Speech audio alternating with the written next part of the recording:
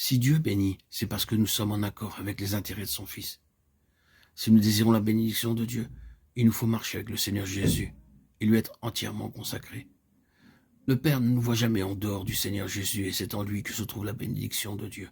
Si la Bible nous parle beaucoup des jugements divins et combien les prophètes ont parlé des jugements de Dieu, c'est parce que les choses étaient alors contraires à ses intérêts en son Fils. Dieu a toujours son regard concentré sur son objet unique et cet objet est son Fils.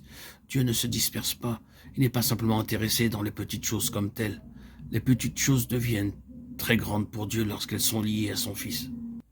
Êtes-vous une personne très petite, sans aucune importance? Si vous êtes réellement uni à son Fils, Dieu vous regarde comme étant très importante.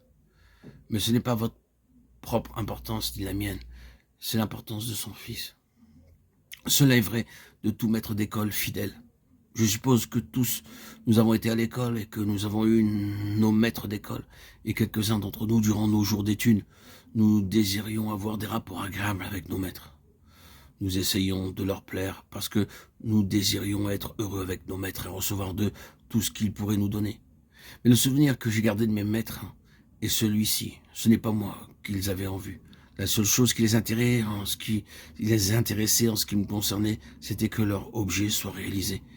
Ils devaient avoir de bons élèves qui réussiraient leur examen et sortiraient en tête, et toute leur pensée était liée à ce but. Ils étaient quelquefois très aimables avec moi, et je pensais alors, quel bon garçon je suis. Il en était quelquefois autrement, et je connaissais alors quelque chose des jugements des maîtres d'école. Mais ce n'était pas parce qu'ils m'aimaient ou ne m'aimaient pas. Ce qu'ils avaient réellement en vue, c'était la fin, avec les examens, et tout ce qui me concernait était considéré à la lumière de cet unique objet. Tandis que nous ne désirons pas appeler Dieu un maître d'école, le principe est le même. Il nous regarde à la lumière de son Fils. Comment cet homme ou cette femme répond-il à ma pensée au sujet de mon Fils? Quelle place mon Fils a-t-il dans cet homme ou cette femme? Dieu agit sur cette base-là. Mais remarquons-le, c'est un principe dans le dessein de Dieu.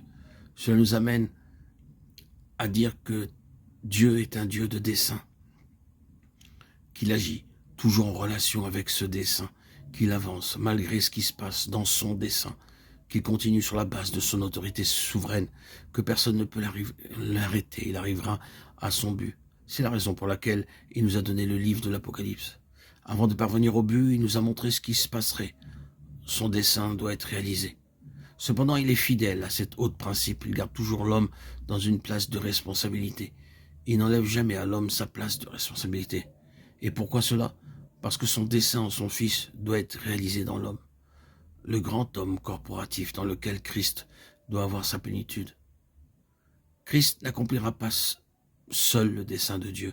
Il ne sera pas dans la gloire simplement comme une unité isolée. Et c'est ainsi que nous revenons à notre passage, frères saints, compagnons d'une vocation céleste. Nous avons été rendus compagnons de Christ, si du moins nous tenons ferme. Hébreux 3, 1 et 14.